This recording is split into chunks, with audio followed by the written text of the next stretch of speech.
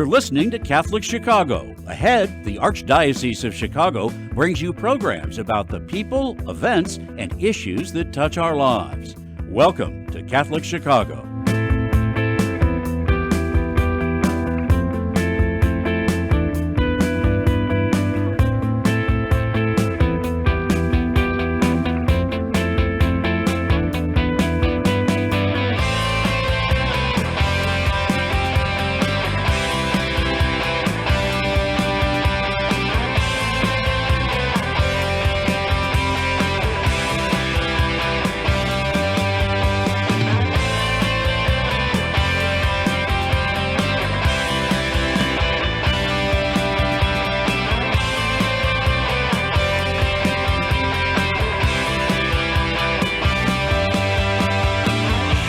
Good morning. Welcome to Catholic Chicago on WNDZ 750 AM.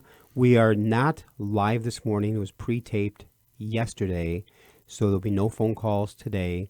But you can get us on youtube.com/Catholic Chicago, youtube.com/Catholic Chicago. Again, we are pre-taped from yesterday. We are not live this morning. Both Mark, Teresa, and I are live, but the program's not live. It's really today. Well, it's really today. Tomorrow it's yesterday. That's correct. So Father Greg, I was like, who's on first? Father Greg Sack was the rector of the cathedral today, and co-host Mark Teresi, who tomorrow executive probably director, won't be executive director after today's pre-taping. How are you, Mark? Very good, very good. Good day. I'll tell you though. On yesterday being Wednesday, it's like the first snowfall we've had in Chicago this month of January, and the big snow that was supposed to happen late December, right before Christmas, came about 2 or 3 inches. I heard somewhere, so far, January 2023 has been the mildest winter since 1885, the month of January. It's been incredibly fine. I mean, no 20 below, not lots of snow. You figure a week from today is February, and get through February, then it gets a bit simpler. I mean, you still have winter, but the worst months are December, January, February.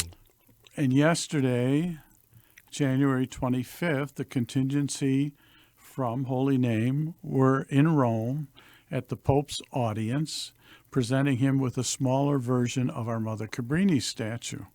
And actually, Cardinal Supich's office was able to arrange what happens in those audiences is at the end, if the Archbishop or the Bishop requests it and you have something to give the Pope, that you sit in the front row, and then after the audience, you're able to go up to the Pope and present it to him. So we're very excited because they presented a miniature of our cathedral cross, which the Pope will bless or has blessed, and it will be in our rectory.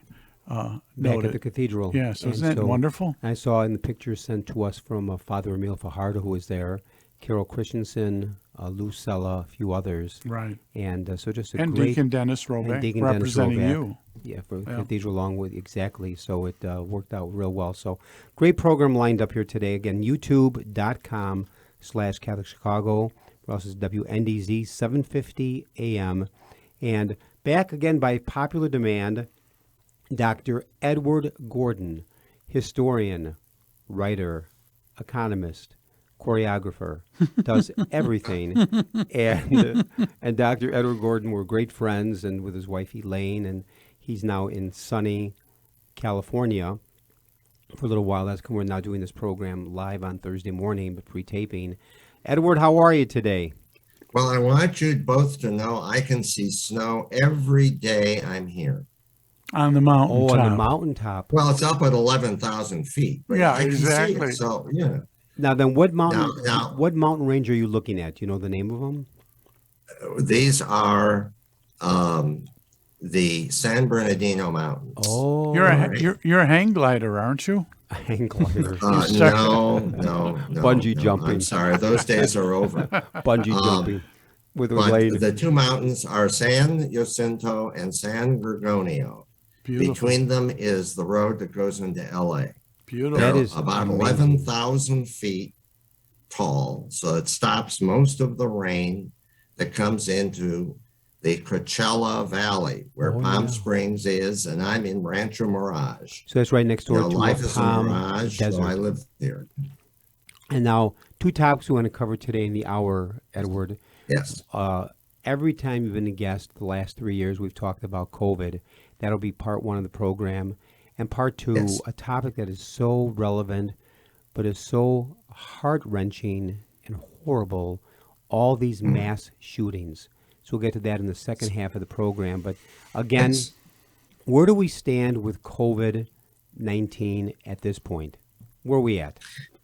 Well, welcome to the fourth year of COVID. Wow. And I'm happy to say that serious illness is declining. But let's look very briefly at the big picture. All right, almost 1.2 million people have been infected with COVID in the United States since it started. Of those, 1.1 million people have died from COVID. Now, the good news is that these rates are declining. So No, wait, the Edward, stop. Wait, weekly- you got me on that. Wait. 1.2 million people infected. 1.1. Yes, that's right. And one, No, it can't be right. Because 102 million people were infected. Oh, there it is. Okay, There there's- it is. Okay, gotcha. A 102 third of the million population, right?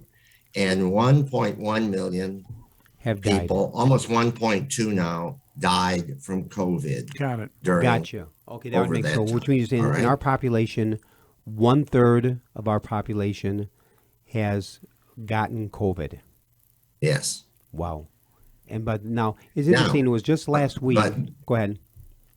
So right now, this past week, about 4,000 people died across the United States from COVID. It's still that high a Right. number. Yes. 4,000. However, a year ago, 17,000 people died per week. Okay, so it's drastically down. Now, what are the numbers for people that have had shots? Anything The on people that have, well, let's say in the city of Chicago, Mm-hmm. right now, 80% of the people have had at least one shot, Okay, 80%. and 80%, and 70% have had something. All Okay. right. All right. So, that's good. Now, the death rate in Chicago, we've had 8,000 people die from COVID. All right. And about 750,000 people caught COVID in the city. And 8,000 people died from it. So that's not bad. What do you say to the folks that, I just never got around to getting my next shot, my final shot?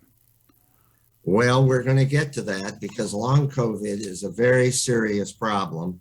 And the 60% of the people that have long COVID are under 60 years of age. Wow. And many of them did not get shots. All right. Edward, define long COVID. Well, long COVID, I'll give you the definition of long COVID basically is an individual who, let me see here, I want to give this to you right.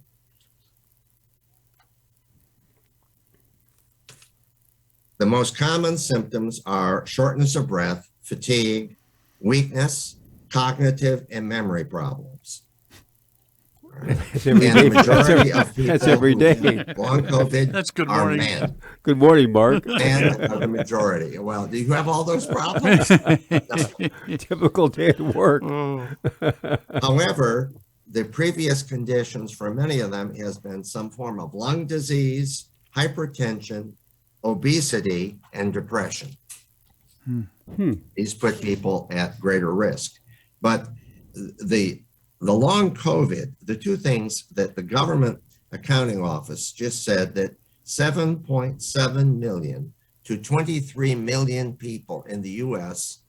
have long COVID. Now, this has affected the workforce.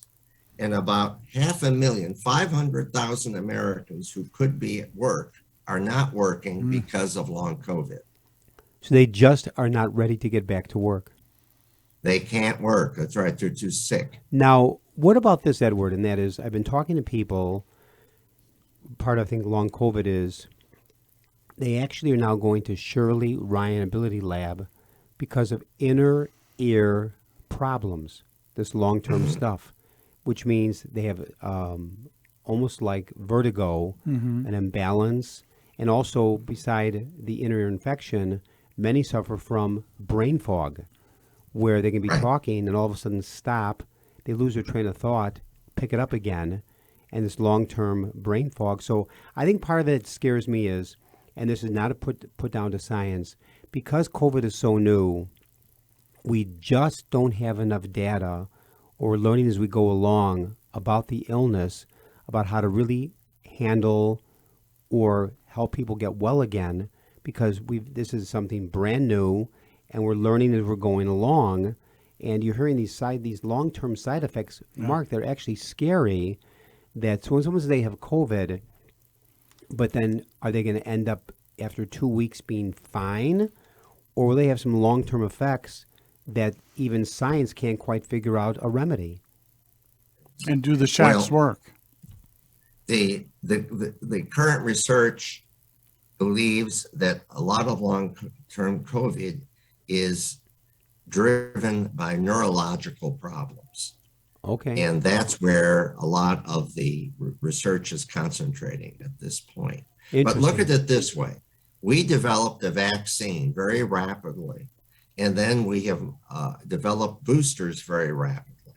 If we had not developed those vaccines, you would not be looking at 1 million Americans, 1.1 or 1.2 million Americans have died from it. We might be looking at over 3 million people would have died from it. Yeah. All right. Yeah. So even though, but this is very serious. I'm not saying that the people that have long-term COVID, that this is not a serious problem. It is. But the interesting part is that the people that have died from it, a lot of that has been concentrated in people over the age of 60. Wow. Now, with long-term COVID, the current data shows that 60% of the people with long-term COVID are under 60. Now, that's interesting.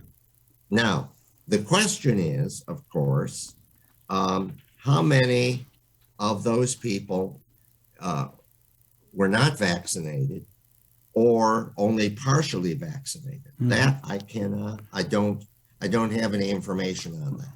How about this? Before we continue with the program, Mark, take us to break, and we're going to continue this discussion because there's so much that I still want to talk about COVID before we get into our next topic. So, Mark, take us to break. Yeah, and Edward, when we get back, with the environment being what it is, what can people still do in terms of protection from spraying that COVID? Now, the thing is, Mark, the only side effect I had 5 shots so far. You have? The only side effect I've had on the second shot was the next day I had a craving for Purina dog chow. Edward, please help me, Edward, when we come back. WNDZ 750. Thank you. It's WNDZ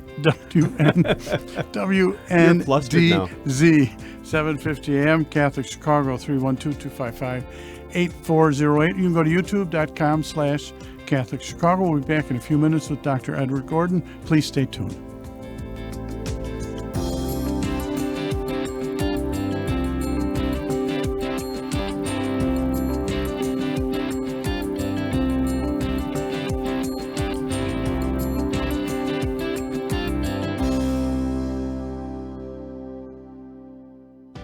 Join Catholic Charities on Sunday, February 5th for the Divine Affair, one of the premier wine tasting events in Chicago. Sample and purchase wines and craft beers from around the world. Attend a wine appreciation and beer tasting seminar while you enjoy gourmet hors d'oeuvres and fabulous desserts. A spectacular silent auction and raffle are included as well. All proceeds benefit Catholic Charities programs and services that have anyone in need throughout Cook and Lake counties.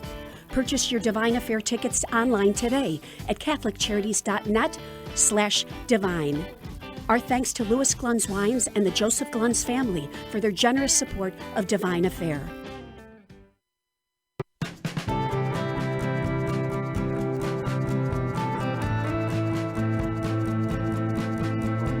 People always say, how can you spend your day with 3-year-olds? Seeing the changes that they go through and just the journey and how they grow, this is a very rewarding job.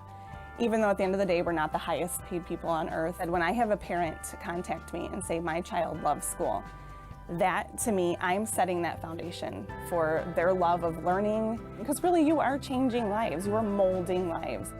Shape the next generation of leaders. Teach. Apply today at archchicago.org/schooljobs. Ancestry and genealogy are more important every day. People all over the world are wanting to learn more about their family heritage for personal and for health reasons. At Catholic Charities, we are hearing from adults who lived for a brief time at St. Vincent's Orphanage, the wonderful life-affirming agency that operated out of our headquarters for 91 years, serving thousands of women, children, and families until it closed in 1972. Our post-adoption services help adults who want to learn more about their experience at St. Vincent's. Our compassionate staff members provide whatever family background information they can offer, along with support and reunion services. To learn more, call 312-655-7093. That's 312-655-7093. The spirit of St. Vincent's lives on in the inspiring stories that continue to emerge today.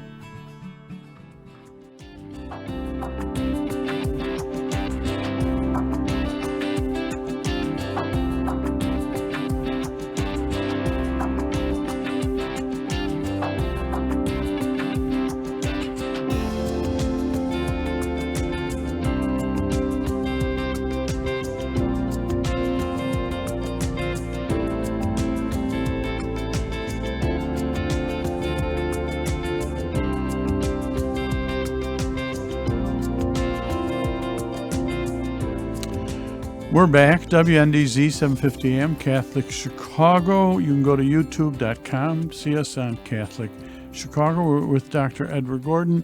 Our first part of our program is conversation on COVID, where we are in terms of national status numbers. Mark, is that a new shirt? Are we out of? It's actually reversible. It could be gray.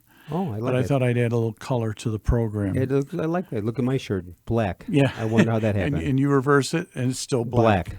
Anyway, so Edward, the question when we took the break was, what can we still be doing? You're talking about numbers that are, significantly challenging for us. So what can we be doing to keep us safe?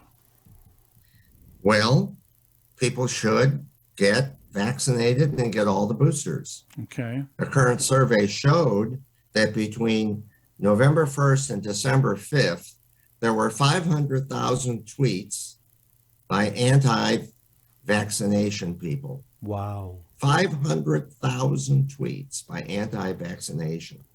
And some of them alleged that COVID vaccines have set off, quote, the greatest orchestrated die-off in the history of the world, unquote. Now, when these kinds of lies are being perpetrated daily, and now we have Mr. Musk calling upon Fauci that he should be indicted. Wow. As part of this conspiracy based on how he handled COVID-19. When this type of propaganda and lies are being perpetrated, wow, this certainly discourages many people from getting vaccinated. Right. And I will give you one more. 3 weeks ago, when that defensive back, Damar Hamlin, from the Buffalo Bills, was knocked beyond unconscious, he had cardiac arrest, and they gave him cardiac arrest resuscitation on the field to get him going again, and again in the hospital. Immediately, many anti-vaxxers said because he had been vaccinated, that's what caused the heart attack to go into cardiac arrest. how pathetic and sickening they joined that bandwagon. He almost died on the field, and he will be fine with a long, long recovery. I don't think he'll ever play football again. I hope he does, but I don't think so. But again, the anti-vaxxers jumped on that bandwagon and said because he'd been vaccinated, that's what caused the cardiac arrest. And so you just shake your head and say they try to hook onto everything to find cause of why not to be vaccinated. And at his expense. At his expense. Exactly. Very And simple. also now, a survey of doctors across the U.S. shows that many doctors are receiving death threats because they're vaccinating people across America. Wow. And this extends to nurses as well. So when doctors people who have say to me, received well, what death can we threats. do to stop long COVID? And a large part of that population is younger. Many of them feel they won't get COVID because they're younger. And now they have long COVID. Part of it is that, let's say we had on the nightly news, CBS, ABC, NBC, they started doing these types of lies. What would happen? They would lose their broadcasting licenses. That's true. They And lose, yet, they lose on the advertisers internet, too. social media, this is just one huge garbage can of propaganda. You know, this is how Adolf Hitler shaped the German people to believe that he would make Germany great again, that Germany was oppressed, that Germany should rule Eastern Europe, that they were going to be attacked by other countries. Therefore, they fought a war of preventing intervention by and the attacking whole first. nation All right. bought into this. I'm telling you something. These anti-vaxxers remind me of being like on a witch hunt, and it's just so ridiculous. Let me ask you this question to change gears a little bit. Many people have now gathered in groups. You have football games, 70,000, basketball games, 18, 20,000, hockey games, same thing. Even weddings, 300 Weddings, people. 300 people, receptions, 400 people, 300 people. 99% of people at the cathedral, our numbers are going up. I would say 1 to 2% wear masks. Where do we stand on masks, Edward? Well, I was just on an airplane flying out here, and I would say that a low percentage of people wore a mask on that aircraft. Okay. I did when I wasn't eating something. All right. But overall, most people didn't. Now, look, the variants that are coming out right now in China, COVID is out of control because the Chinese do not use Western vaccines. They invented their own, and it isn't very effective. Wow. So right now, you have a huge number of people in China sick and dying. And they certainly are not reporting the number of deaths to us accurately. They're not. At the same time, they've opened up their borders again. And Chinese who were prevented from traveling are now traveling all over the world.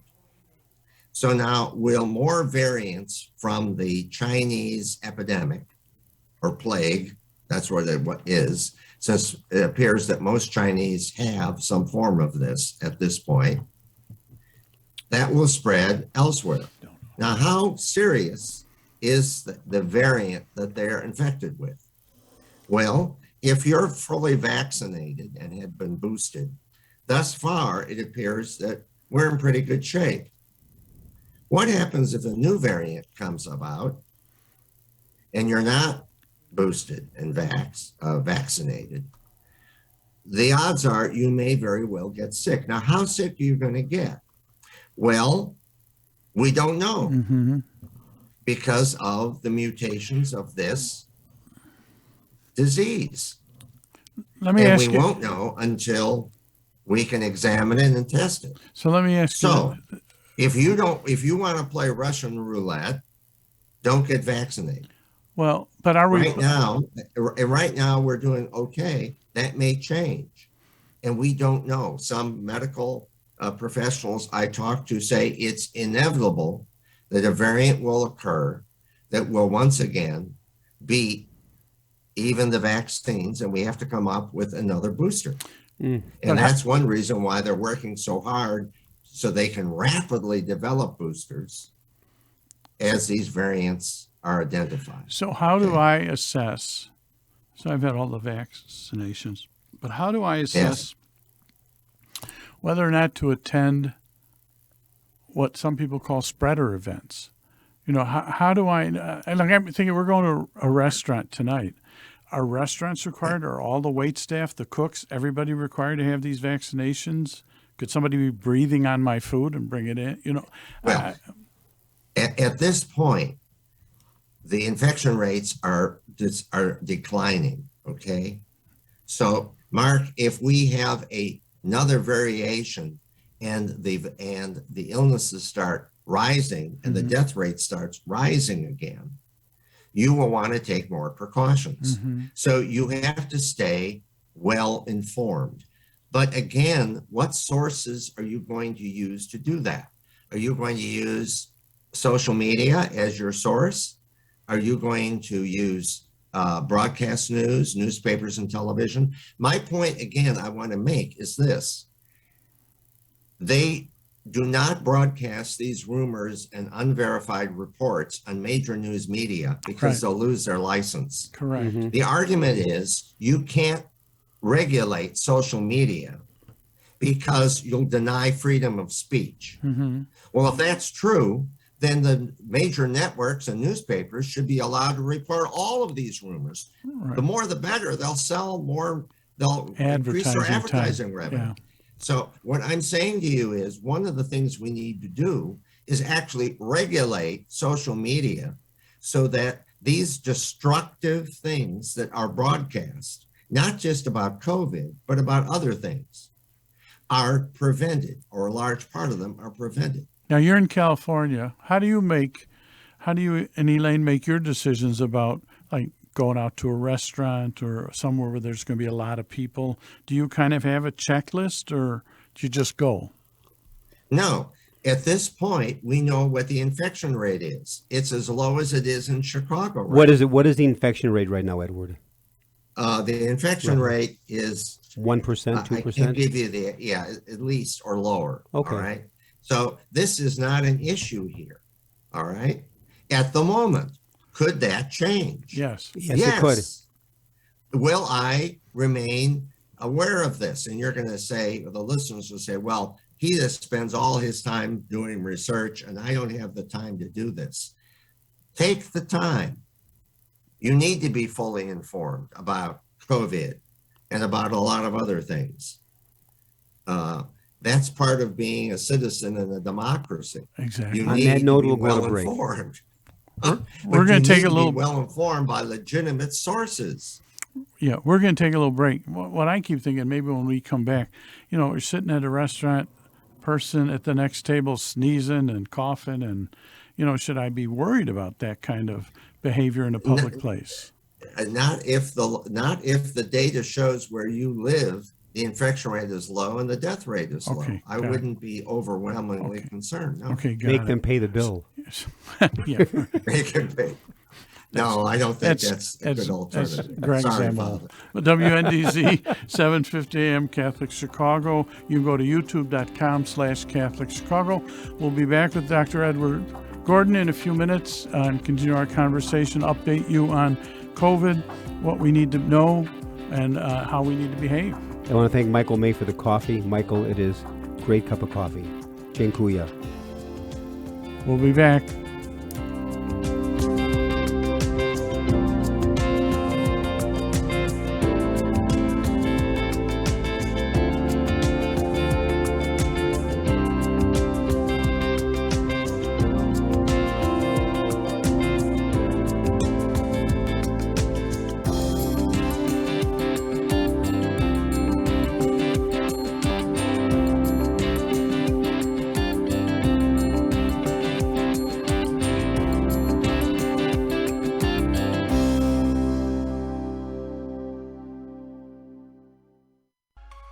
Did you know that Catholic Charities accepts car donations? If you're ready to free up space in your garage and put a stop to all those expenses that go along with owning a car, we will gratefully accept your donation, whether the car is running or not.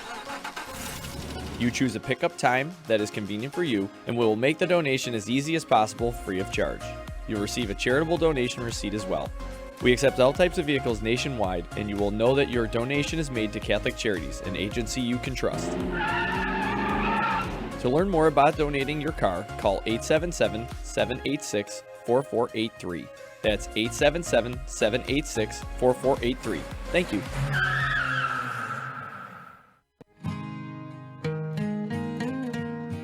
I am a seminarian.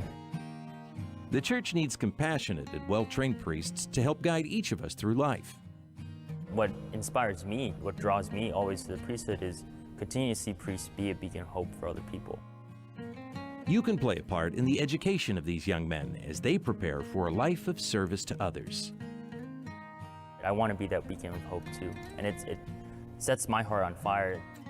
To support our seminarians, make your gift at archchicago.org/seminarian fund or call 312-534-7959.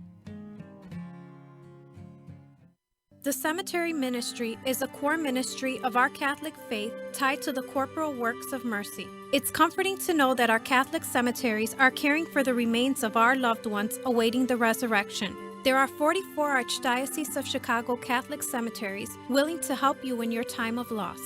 Call 708-449-6100 or visit CatholicCemeteriesChicago.org. Catholic Cemeteries, serving the Catholic community since 1837. You're listening to Catholic Chicago. Ahead, the Archdiocese of Chicago brings you programs about the people, events, and issues that touch our lives.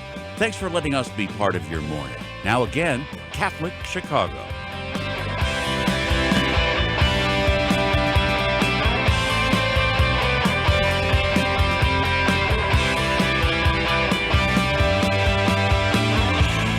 We're back, WNDZ, 750 AM, Catholic Chicago. Father Greg Sakowicz, Mark Teresi. You can go to youtube.com/Catholic Chicago with Dr. Ed Gordon.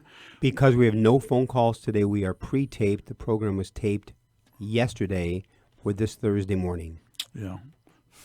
Father Greg's in California, too, taping remotely. I wish I were, but I'm not. Dr. Gordon in California. Yeah. We're in sunny Chicago. Right, exactly. Now, Edward, this is a very, very serious topic in terms of these mass shootings that we're looking at. What's going on? You're in California.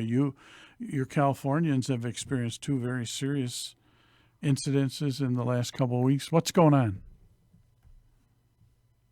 Some of the strictest gun control laws in the country, doesn't it?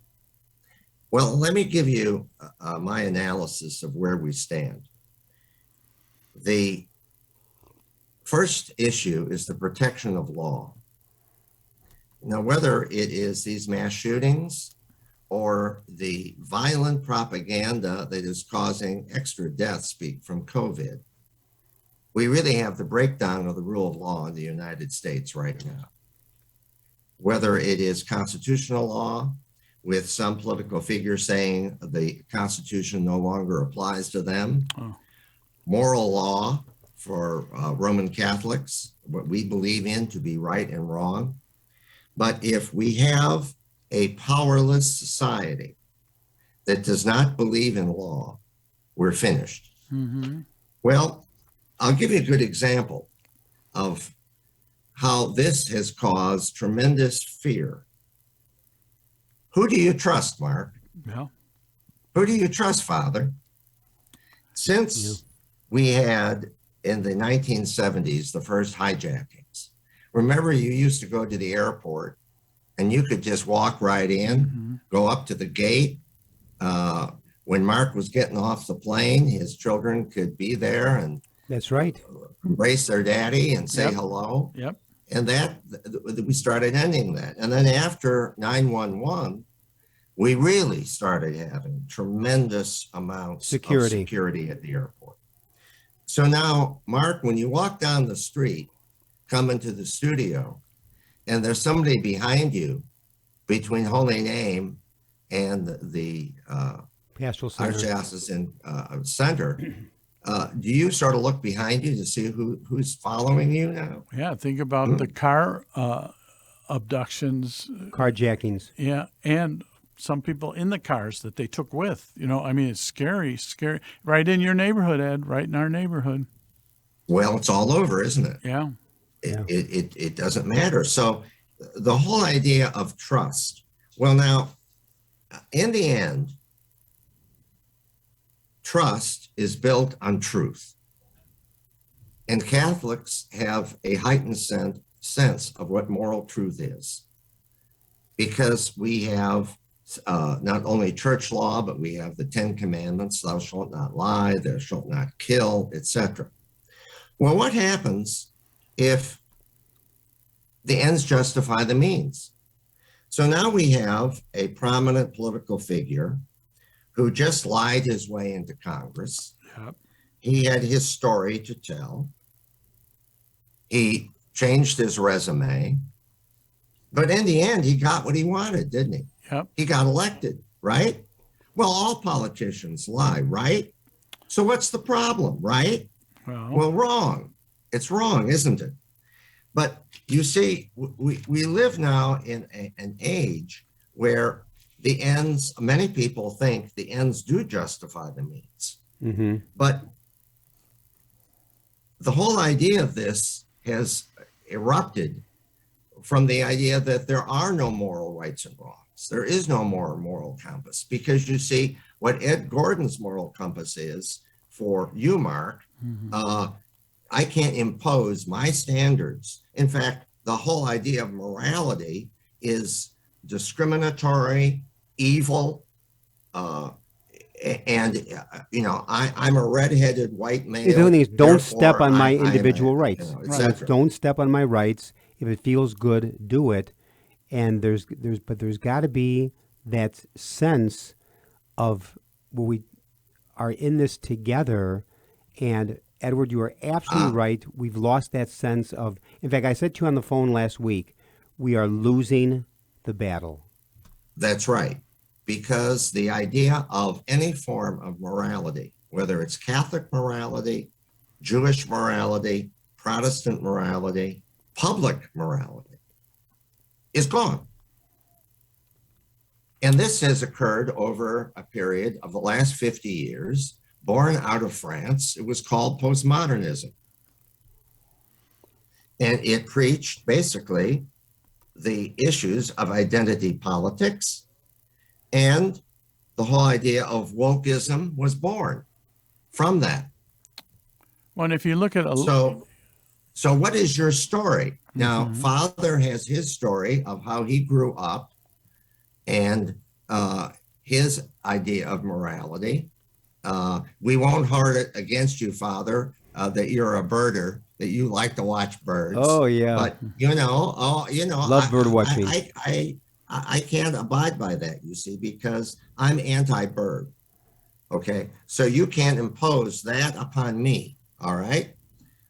But that's the whole concept of postmodernism. What's your story? What's your personal identity? The individual is more important than what you just said, Father, the community.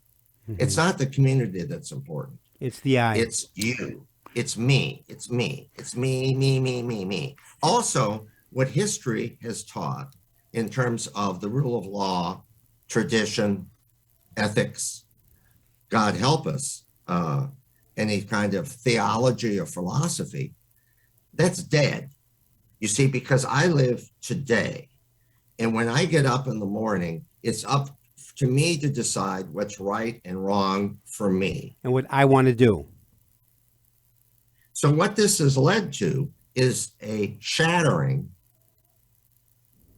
of moral principle. Now, what's the effect of this? Well, let's see. If you have no basic guidance to help you through life, and you get sick, your wife divorces you, you lose your job, I'm on the freeway and someone cuts in front of me, What's your response to that? I'm angry, so I take a gun out and shoot somebody. I'm angry at a racial group. I'm angry at the boss that fired me. I'm angry at the wife that divorced me. So guns are a vehicle of expression of anger. And that's an interesting point. Guns are an expression of personal anger. I like that. But it could be a knife. It could be a knife. Oh, sure. Or it could be the other way, Greg. I'm taking drugs. I can't take it anymore. Yeah. See, I have no hope. There's no future. But when I take drugs or I drink, I'm an alcoholic. You know, the Catholic Church is a bunch of crap. The bottle is for me. I think what the other This thing is a serious. You see, that what I'm basically saying is we have the abandonment of any type of moral or philosophical compass and grounding, whether it's Catholic or not, and foundation. And that's right. And the media supports this. I ask the two of you, when's the last time you saw a Protestant minister, a Jewish rabbi, or a Catholic priest on any major network discussing the fact that a 6-year-old will take a gun and shoot a teacher, or that a teenager will take a high-capacity rifle and mow people down in Highland Park? Well, there is no moral code. We don't raise that, because you see, that makes me threatened. Therefore, you can't have that. That's, forget it. And look, Mark, you're an it, and Greg, you're a them, and I'm a they, because he and she is out. That's discriminatory. This is how far this distortion has gone in our society. You know, we're going to go to break. When we come back, because of the First Amendment, is the First or Second Amendment, I'm just drawing blank right now, to bear the right to bear arms. I can understand owning a rifle, a pistol, a gun, but when you get these people purchasing legally AK-47s, the A-15, those high-powered weapons of destruction, and yet Pritzker passed that bill in Illinois saying that has to stop those the AK-47s, the AR-15s, but now there's a whole grouping of people battling that. I want to get into that discussion for a moment, and Mark, take us to break. Sure. WNDZ 750 AM, Catholic Chicago. You can go to youtube.com/Catholic Chicago. When we get back with Dr. Edward Gordon, one of the things Father Greg is talking around is mental health, and how does someone's mental health fit into what their responsibilities are or not in terms of carrying a weapon and possibly using that weapon. We'll be back in a few minutes. Please stay tuned.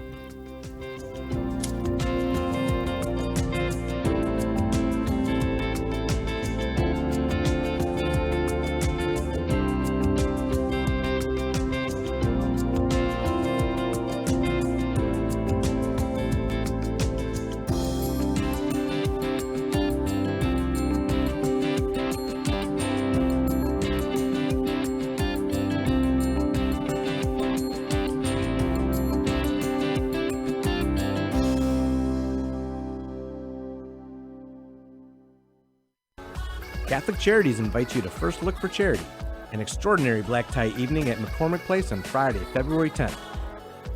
Enjoy an elegant, private reception and be among the first to explore the latest in automotive innovation at the Chicago Auto Show. Your ticket also gives you the chance to win either a 2023 Honda CR-V or a 2023 Subaru Crosstrek. As you register, please select Catholic Charities so a portion of your ticket purchase benefits those we serve. Join us at First Look for Charity on Friday, February 10th. Visit CatholicCharities.net to get your tickets today.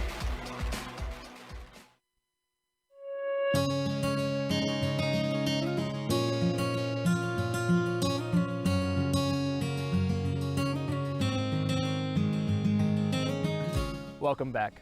Es fabuloso verlos. Dobrze jest znowu być razem.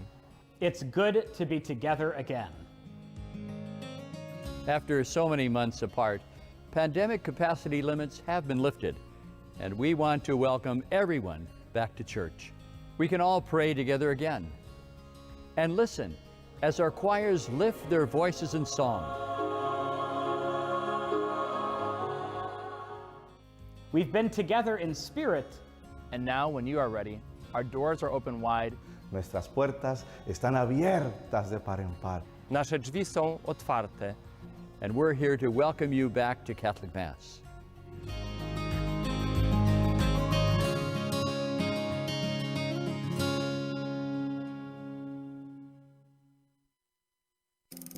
Do you have an old bicycle that's not being used? Consider donating it to Catholic Charities Veterans Bike Project of Lake County. Skilled volunteers are refurbishing bicycles to make them safe and ready to be used by veterans to get to and from their new places of work. We also gratefully accept financial contributions that are used to purchase bike helmets and other safety accessories. Our veterans have faithfully served the United States, and now it is our privilege to serve them. For more information on the Veterans Bike Project of Lake County, call 847-782-4219. That's 847-782-4219.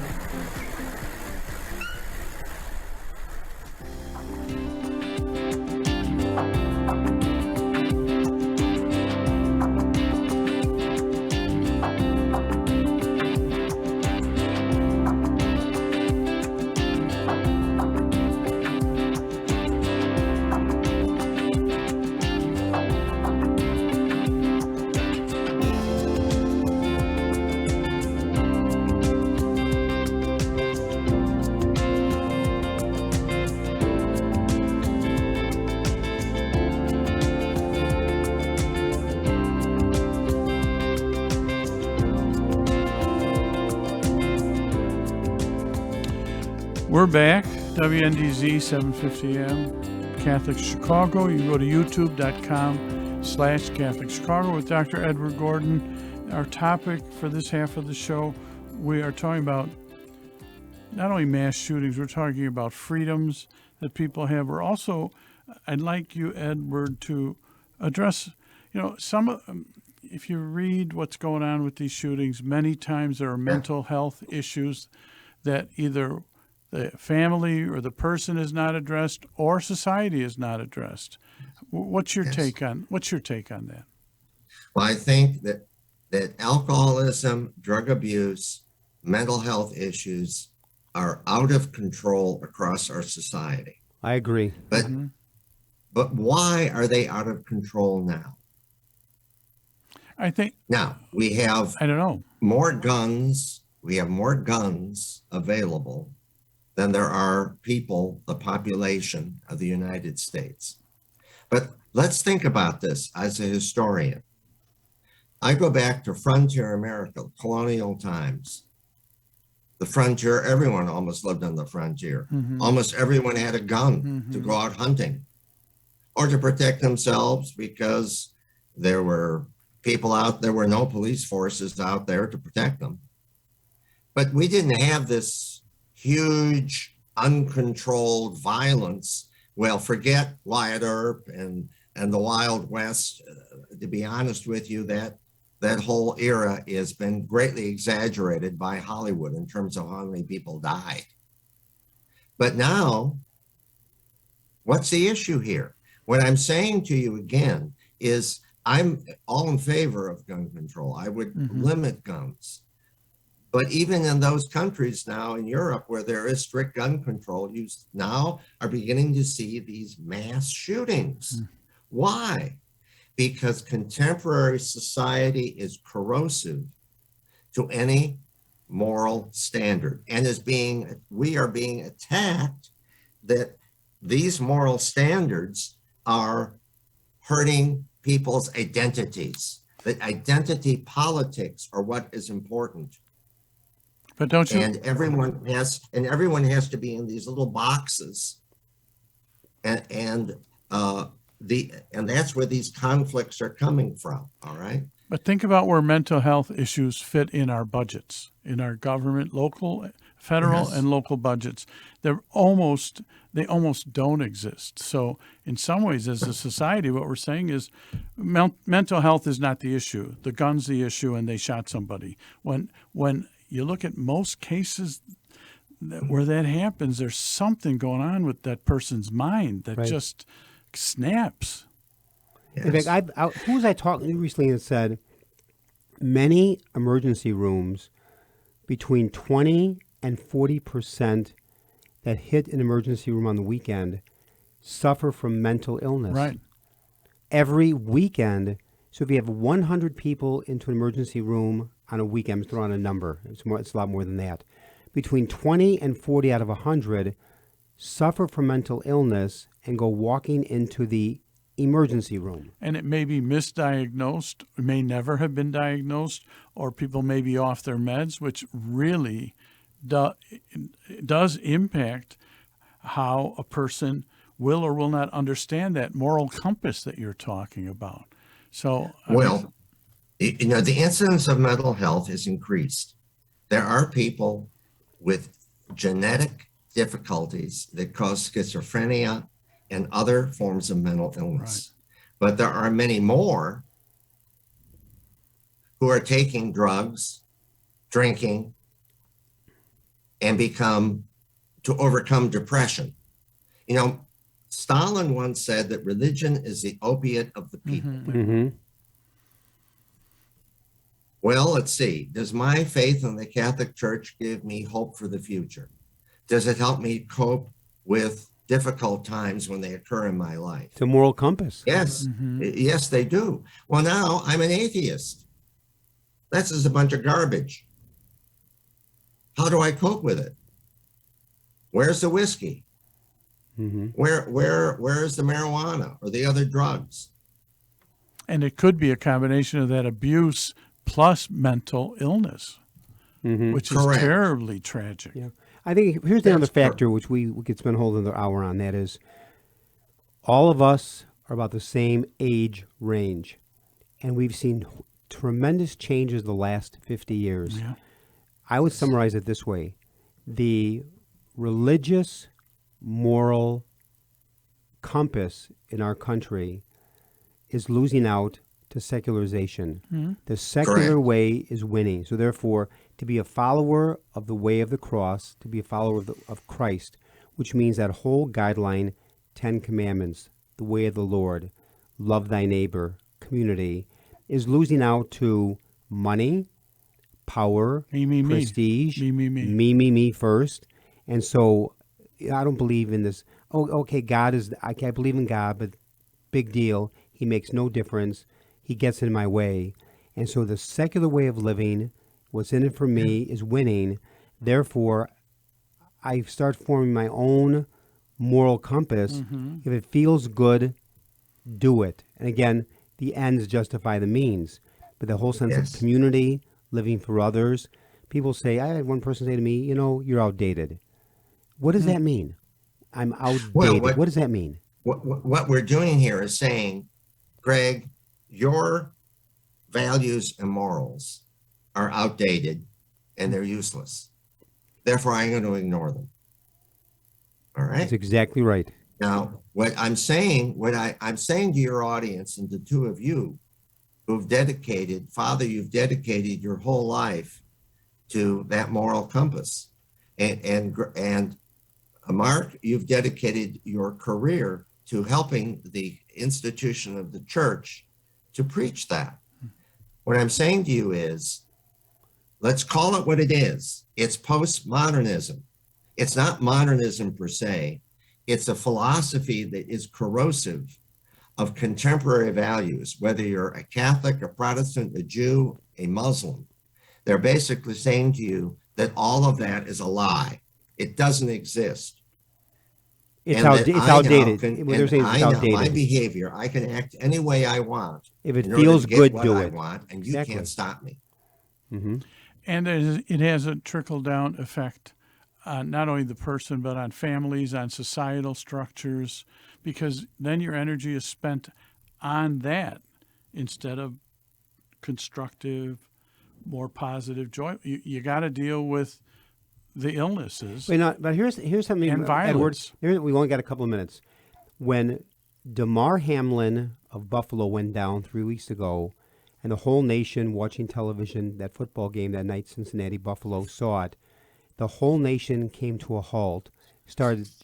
ESPN commentators started praying on television. We saw football players crying and kneeling. Damar Hamlin had a GoFundMe. He was collecting for 2 years for children's toys. In 2 years, collected $2,900, had hoped for $2,500. In 1 week, collected $8.6 million. Yep. Now, here's the thing. People responded unbelievably in an incredible way for someone with a cardiac arrest on a football field.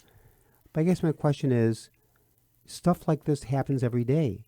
Mass shootings, killings, abortions. Were people responding in those situations? A guy has a cardiac arrest, almost died, which would have been horrific, and thank God he'll be okay in the long term.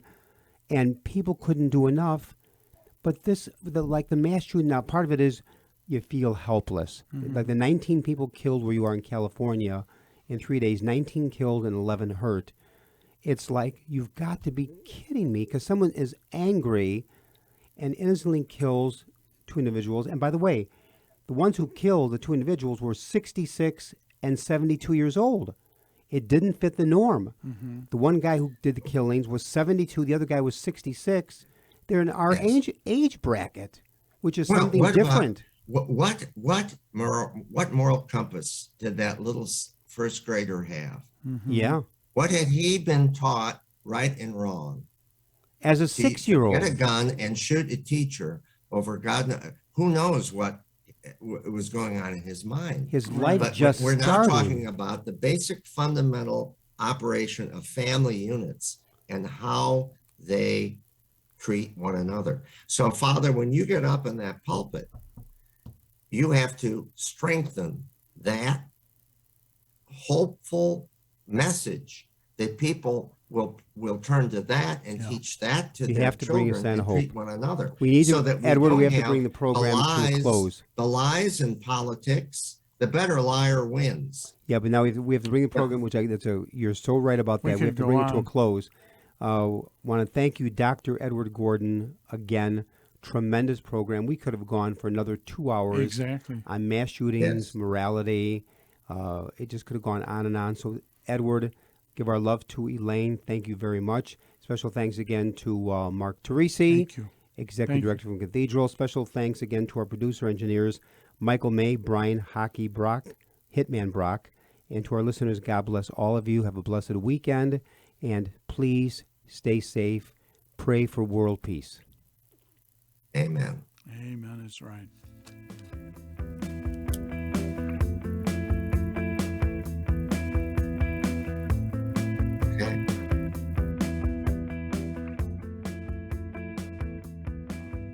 Join us every Monday through Friday at this time for Catholic Chicago. You can stream our programs live or listen to past programs by visiting our website, archchicago.org, and clicking on Radio TV. And please connect with Catholic Chicago on social media.